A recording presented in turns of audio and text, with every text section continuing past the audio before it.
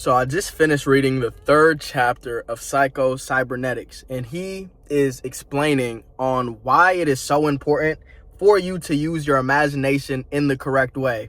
So he basically goes into saying that there's somebody that wanted to come to him because he had a big nose and he thought it was ruining his life.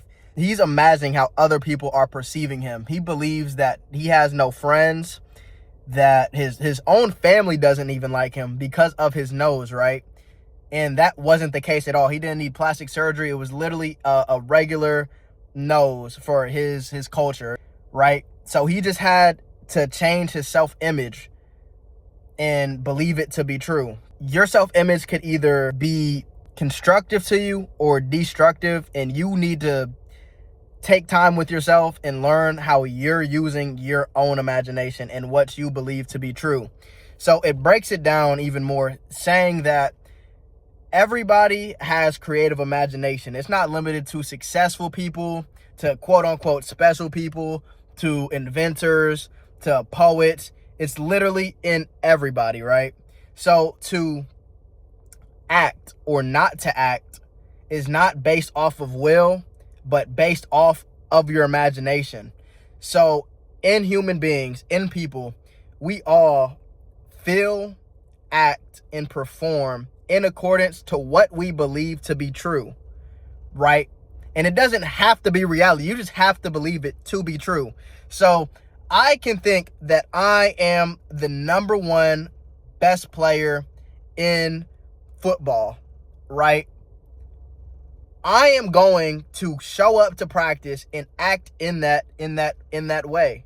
I am going to play the game in that way, like I am the best. And eventually, you are going to be the best because that's how you think of it. And also, your nervous system can't tell the difference between a real experience and an imagined experience.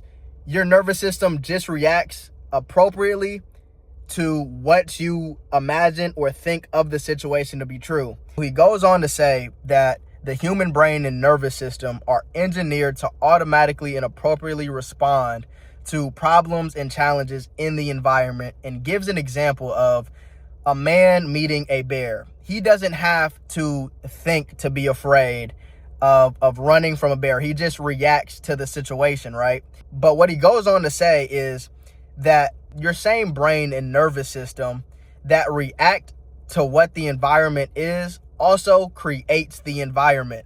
So when the man meets the bear, it's not due to emotion, but rather to ideas. So the idea caused the emotion, which made him react in the way that he did. And he breaks it down even more with the same example, right?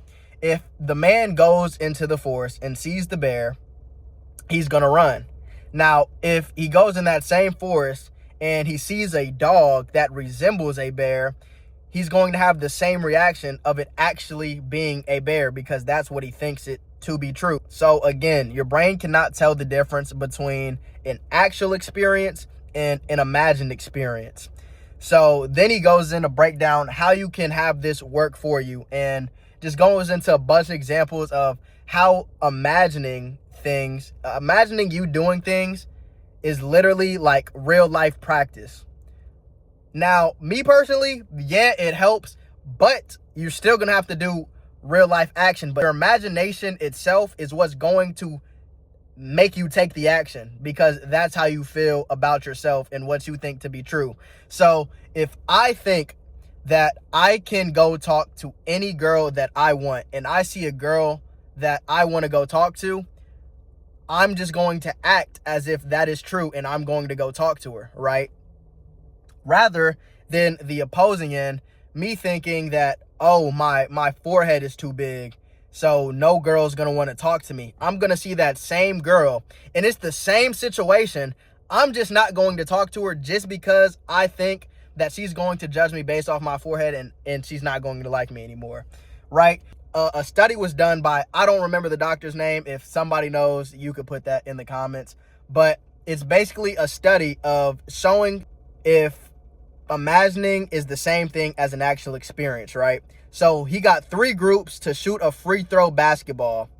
And for days 1 through 20, group 1 would shoot a free throw 20 times each day for days 1 through 20. The second group was recorded on day 1 and day 20 only, so they didn't do anything. And then the third group, which only imagined for 20 minutes a day, them practicing the free throw, them missing the free throw in their mind, and them readjusting and making the free throw, right? So after the 20 days, it showed a shot percentage of 1 and 3 were both the same. They both went up 24%, and the second group didn't get better at all. So that just goes to show that your imagination is continuously creating your life and who you are. So you have to really, really use this to your advantage and create the life that you want for yourself. But yeah, that's it for today. I'm probably going to, every chapter I read, I'm going to post, and then I'm just going to start getting into other things.